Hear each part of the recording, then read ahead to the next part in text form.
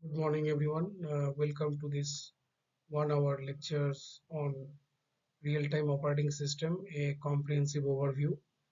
In today's session, we are going to build a strong and practical foundation for understanding what real-time operating systems, commonly known as RTOS, are and why they play a critical role in modern embedded and real-time computing environments that we will cover in this lecture. As computing system continue to move beyond general purpose desktop into areas such as industrial automation, then automotive electronics, then medical devices, then robotics, then aerospace systems, and smart consumer products. The requirement is no longer just correct computation, but correct computation within a guaranteed time. So this is exactly where real-time operating systems becomes essential in RTOS.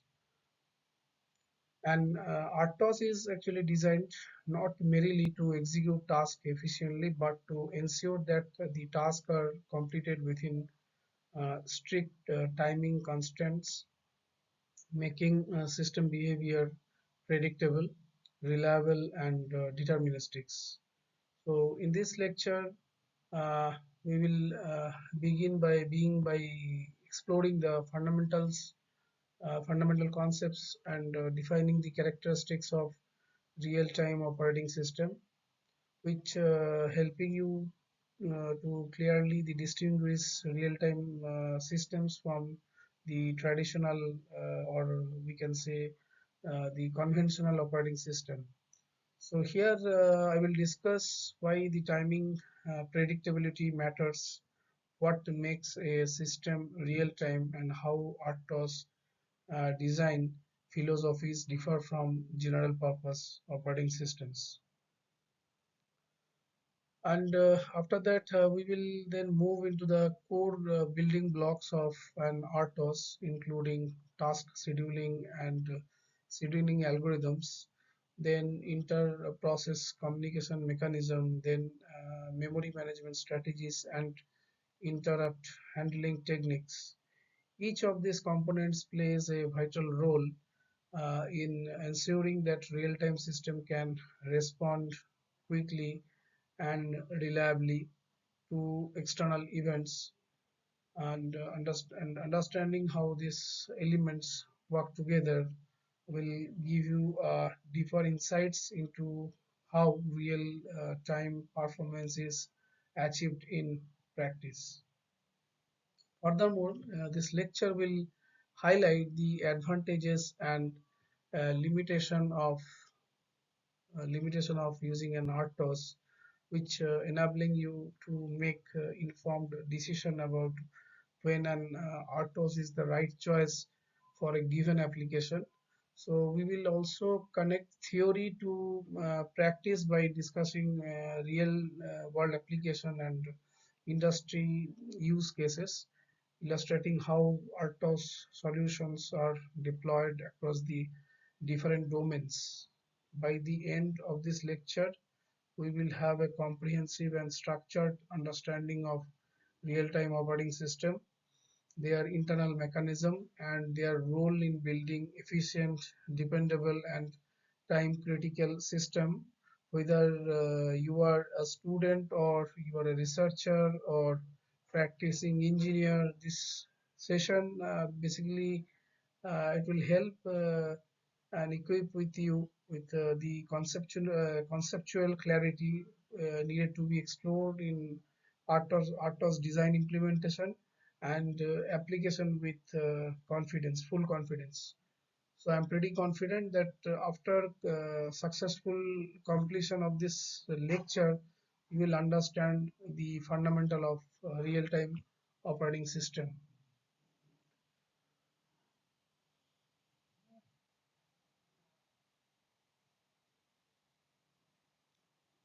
Now coming to the next slide, that is introduction to real-time systems.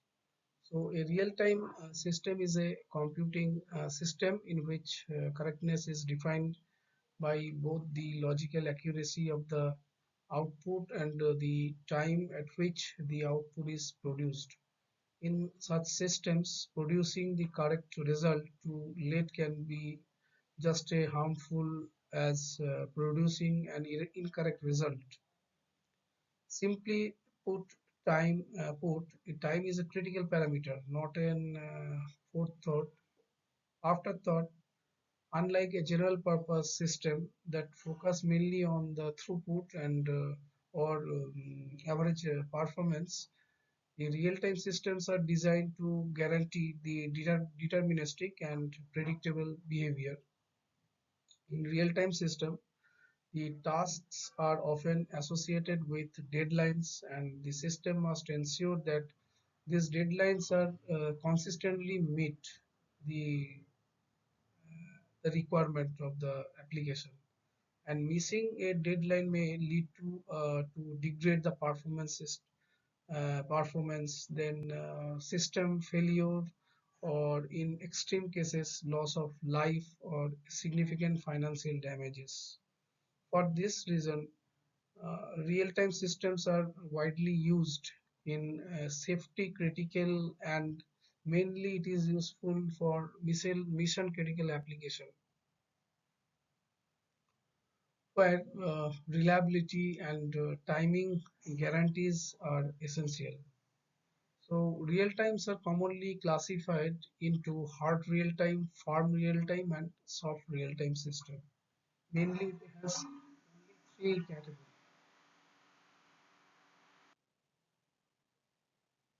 In hard real time systems, missing even a single deadline is unacceptable and can cause catastrophic consequences.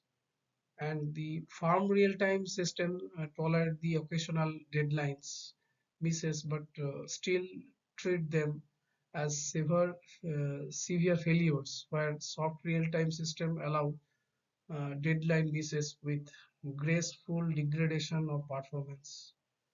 And some prominent examples of real-time system includes the aerospace system. So what is the application of aerospace system? How it is correlated with real-time operating system? For example, in flight control system, then autopilot system and navigation system rely heavily on the real-time constraints. In this application, the sensor data must be processed within precise time limits to maintain aircraft stability and the safety features. Any delay in such a application in control signal generation can result in loss of control or incorrect navigation decision. So it is widely used in aerospace system. Then coming to the second, that is another application, another real-time system is automotive system. So in nowadays in most of the modern vehicles incorporating numerous real-time embedded systems such as anti-lock braking system, that is, which is known as ABS, then engine control units ECU, and airbag deployment system, and advanced driver assistance system, which is known as ADAS system. So this system must react within a millisecond to changing the condition to ensure about the passenger safety and optimal vehicle performance. Coming to the third another important area where the real-time systems are very much useful. That area is industrial automation. In industrial environment, the real-time systems are used in robotics, then process control systems, and programmable logic controller, which is known as PLC. So in this application, the precise timing is crucial to synchronize the machinery to control the manufacturing processes and ensure the operational safety and efficiency. Coming to the another fourth application in medical device. So in medical device applications such as pacemaker, then infusion pump, ventilators, and patient monitoring systems depends on real-time responses to physiological signals. So delayed or if any delayed or any missed action in such system can directly endanger human lives, and making timing guarantees absolutely critical. So, so it is a very big threat if the dedicated system is not respond on the stipulated time, which is assigned by the real-time operating system. So most of the advanced medical devices are equipped with real-time operating system, and it is really useful for such cases where severe condition of one patient is needed immediate surgery. Such kind of application, it is very much useful. Now coming to the another important area, that is telecommunication systems. So in telecommunication systems, mainly it is used in network switches, then router and cellular base station. Where this applications are used real-time system to handle the data packets, then manage bandwidths and ensure quality of service QoS. So timely processing is essential to maintain low latency and to avoid data loss and provide reliable communication services. Now coming to the next slide, uh, the what is real-time operating system?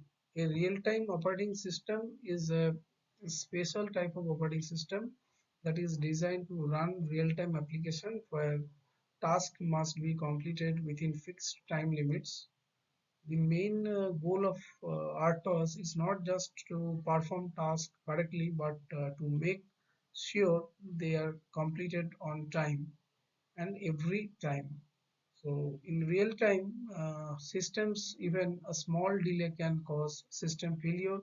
So timing is very much extremely important in this operating system. And this operating system built to perform deterministic behavior, meaning the system behaves in a predictable way. So when our task is scheduled, the developer knows exactly when it will start and finish. So this makes RTOS, or real-time operating system, ideal for time critical and safety critical applications such as automotive control system, then industrial machines, then medical devices, and in aerospace application. Unlike general purpose operating systems such as GPUs, such as Windows, Linux, which are designed to support many users and applications at the same time, and RTOS has a different focus. The GPOS, that is general purpose operating system, aim to fairness, high throughput, and user convenience, which means tasks may be delayed unpredictably. In contrast, an RTOS focuses on predictability, fast response, and meeting the deadlines, even if that means sacrificing the features like rich user interface or multitasking comforts. So, what are the key characteristics of RTOS? The key characteristic is predictability, and RTOS provides predictable and repeatable timing behavior. The execution time of task, interrupt handling, and system calls is known in advance. So this essential to ensure that all deadlines are consistently met. Okay, so this is first characteristics. The second characteristic is known as responsiveness. So in RTOS can respond very quickly to external events such as sensor inputs or hardware interrupts. So high priority tasks can interrupt lower priority tasks to ensure urgent operations are handled immediately. The next point is reliability. So real-time systems often work in critical environments, and RTOS is basically designed to be stable and reliable, minimizing the system crashes and handling faults graceful to avoid serious consequences. Next is efficiency, and RTOS uses system resources such as CPU time, memory, and power very efficiently. So this is especially important in embedded systems where resources are limited. Then next point is small footprint. So most RTOS are lightweight and require very little memory and storage. So this makes them suitable for embedded systems like microcontrollers, where hardware resources are minimal. Coming to the next slide. So these are the key components and concepts. So first one is task and scheduling, then inter-process communication, then memory management, then interrupt handling. So I will explain one by one in the coming slide. Okay, so now I will start with task and scheduling in an RTOS. So in a real-time operating system, task and scheduling are the most important concept because they directly decide when and how the work gets done. So the ability of an RTOS to meet the deadlines depends mainly on how tasks are defined and how the scheduler manages them. So what is task? A task, also called thread, is a basic unit of execution in an RTOS. So each task represents a specific function or activity that the system must perform. So example including reading sensor data, controlling a motor, then handling communication or updating a display. So each task in RTOS typically has a priority to decide its importance. Then second one is a state. So state means which running, whether the task is running or ready or blocked or suspended state. Third one is the task have another feature, that is its stack, that is memory for execution, and finally a timing requirement, so period or deadline. So that is also important parameter. So tasks are actually usually designed to be small, focused, and independent, which makes the system easier to manage and more predictable. In real-time systems, tasks often run repeatedly and must finish execution within known time. Now, task part is completed. Now I am going to discuss about the scheduling. So what is scheduling? The scheduler is a core component of RTOS. Its job is to decide which task should be run at any given moment. The scheduler actually constantly monitors the task priorities, so task states and timing constraint to ensure that the most critical task gets CPU time first. So most RTOS use the priority-based scheduling, where each task is assigned a fixed or a dynamic priority. The scheduler always actually selects the highest priority ready task for execution. So this approach ensures the fast response to urgent events. Now coming to the next slide, the type under this task and scheduling, there are different types of scheduling algorithm is available. So there are multiple scheduling algorithm I have mentioned here. There is rate monotonic scheduling, then priority inheritance, then preemptive scheduling, then non-preemptive scheduling, and earliest deadline first. So from the left hand side you can see in this PPT, these are, left hand side is called static scheduling algorithm, and the right hand side all are called dynamic scheduling algorithm.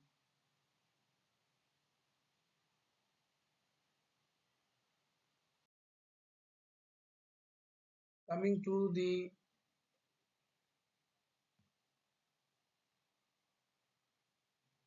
common scheduling algorithms. So rate monotonic scheduling algorithm assigns as a priority based on a task frequency. So here actually tasks that run more frequently are given highest priority, and here priorities are fixed, so best suited for periodic tasks. So this rate monotonic scheduling, sometimes it is called RMS, is widely used in embedded system because it is very simple and predictable and mathematically proven to optimal for the fixed priority scheduling under certain condition.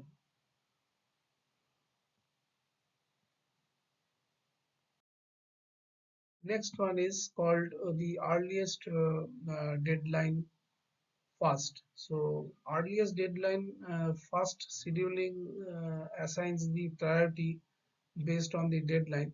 So the task with earliest deadline gets the highest priority, and priorities are actually dynamic and can change at runtime. And the works is well for dynamic and mixed task set. And this EDF, that is earliest deadline fast scheduling algorithm, can achieve very high CPU utilization and is optimal in theory, but it is more complex to implement compared to RMS. Coming to the next scheduling algorithm, which is known as priority inheritance. So priority inheritance or priority inversion occurs when high priority task is blocked by a low priority task that is holding a shared resources.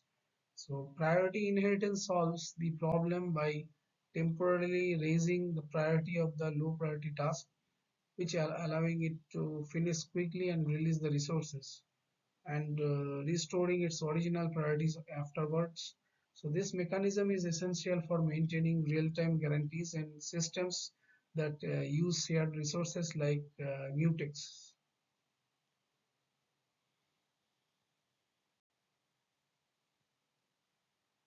Coming to the next slide or next scheduling algorithm is known as preemptive scheduling algorithm. So in preemptive scheduling, a running task can be interrupted if a higher priority task becomes ready. To ensure the fast response to critical events, commonly it is used in hard and firm real-time system, and it improves the deadline satisfaction. So most RTOS use this kind of scheduling algorithm, that is preemptive scheduling algorithm, because it provides strong timing guarantees. Coming to the next scheduling algorithm is known as non-preemptive scheduling algorithm. Uh, in non-preemptive scheduling algorithm, a task which runs until it completes or voluntarily gives up the CPU and cannot be interrupted by other tasks. So this approach is simpler and uh, easier to implement, but can lead to long response times, making it less suitable for strict real-time systems.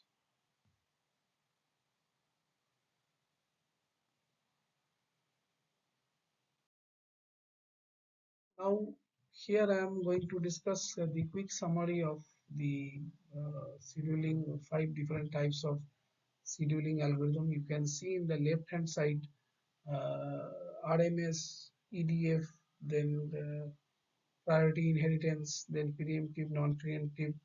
Everything is mentioned in the left hand side. What are the key ideas for RMS? The priority is a priority based frequency. EDF is a priority based deadline. Priority inheritance is prevent priority inversion technique. In preemptive scheduling algorithm, the main idea is interrupt lower priority And in scheduling, in non-preemptive scheduling, the task run till the end. These are the key idea, and best used for RMS mainly in periodic tasks, whereas EDF is best used for dynamic tasks. And the priority inheritance, basically it is a best used for the shared resources. And preemptive scheduling is best used for hard real-time systems. And non-preemptive scheduling algorithm, it is best used for simple systems.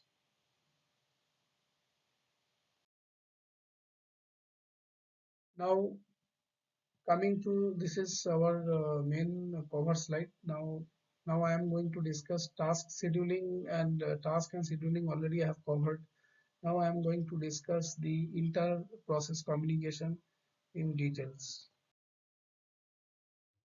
So inter-process communication, or IPC in RTOS, in, in real-time operating system, the multiple tasks often run at the same time to perform the different functions. So this task rarely work in isolation.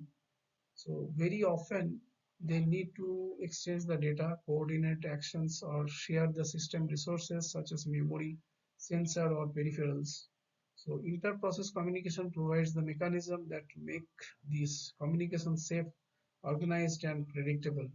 So without proper IPC, task may try to access shared data at the same time, leading to data corruption, timing errors, or system failure. Therefore, IPC is a critical part of any real-time system designs. So why IPC is important in RTOS?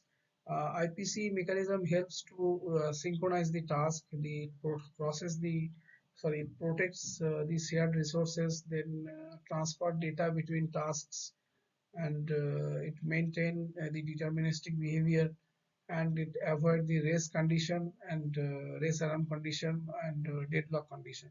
So RTOS provides several IPC tools, each designed for a specific purpose. So some common IPC mechanisms are known as semaphore. So semaphore is basically is mainly used to synchronize used for synchronization and mutual exclusion. So it controls the access of shared resources. It signal events between tasks and can be binary 0 or 1 or counting. So I can give you one example. One task wait for a data for a sensor, while another task signal the semaphore when the data is ready. Okay, so this is the concept of semaphore. Now, mutex. Mutex is known as mutual exclusion blocks. So, a mutex is a special types of semaphore used for exclusive access to shared resources. So, only one task can own a mutex at a time, and only the task that locks the mutex can unlock it. Often support priority inheritance to avoid priority inversion. So the example of mutex is multiple tasks want to access a shared buffer, but only one task is allowed to modify it at a time. The third one is message queue. Message queue is allows to task to send and receive the data in the form of messages. So messages are stored in a first in first out order, FIFO order. So task can block until the message is available, and it is useful for structure and safe data transfer. Example of message queue is a sensor task sends the measured data to a processing task using a message queue. Then next one is fourth one is pipes. A pipe actually provides a one-way communication channel between tasks. Okay, so like data flow in a single direction, or one task writes data, another task reads it, and it's simple and efficient for stream like data. Example: one task sent continuous data to another task for processing or logging.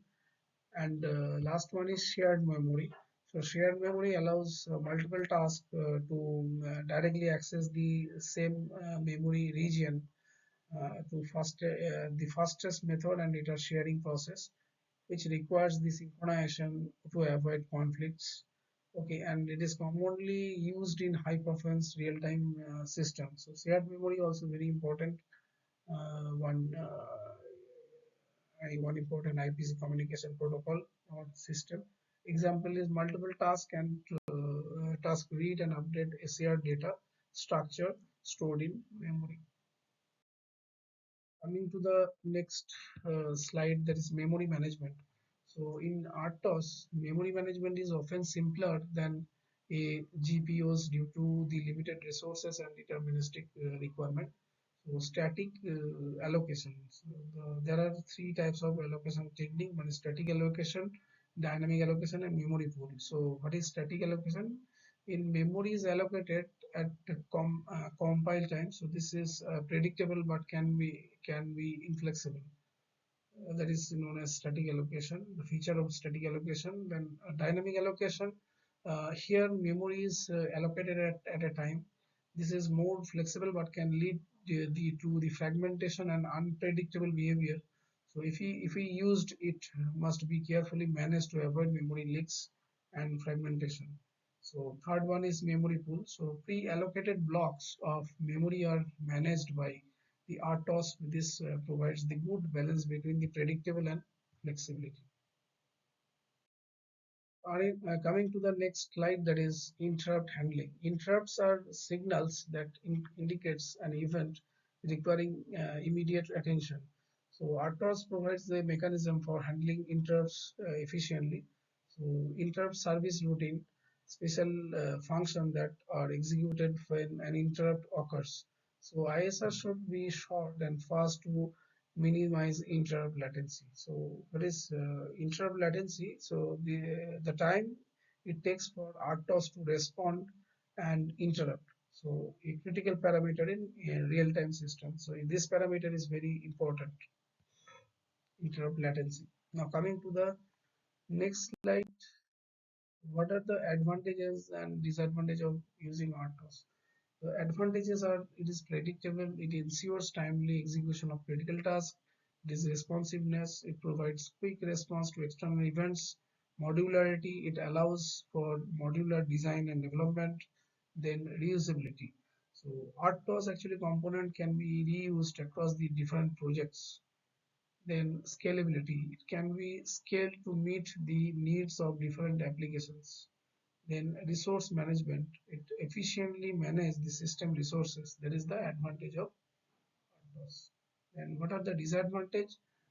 Complexity. RTOS can be more complex to develop and debug than simpler embedded system without an RTOS. Then another disadvantage is overhead. So RTOS introduce some overhead in terms of memory and CPU usage. Then cost. Commercial RTOS can be expensive. Then learning curve. So it requires specialized knowledge and skill in person. That is also another disadvantage. And configuration. So in configuration requires carefully configuration to meet the specific requirement of the application. Now I am going to discuss about few real world example in the coming slide. So few real world example. Free RTOS, a popular open source RTOS for embedded system. This is frequently it is using in embedded application. Then Zephyr, a scalable RTOS for resource constrained devices. This is also very useful in real-time operating system. And most of the industries are using VxWorks, a commercial RTOS used in aerospace, defense, and industrial automation. It is most popular real-time operating system. Then QNX, a commercial RTOS known for its microkernel architecture and security features. Then RT Linux is also one real-time extension for the Linux kernel. Now, now coming to the conclusion. So here I'm going to conclude my session. So the real-time operating systems are essential for building reliable and efficient real-time systems. By understanding the fundamental concepts and the characteristics and design consideration of RTOS, you can effectively leverage their capabilities to develop time critical application in various industries. Choosing this right RTOS depends on the specific requirement of the application, including level of determinism, resource constraint, and cost constraint. And the finally, I can conclude this discussion is the most of the nowadays most of the electronic devices are using this particular operating system where some critical application, mission critical application is needed. So thank you for this discussion.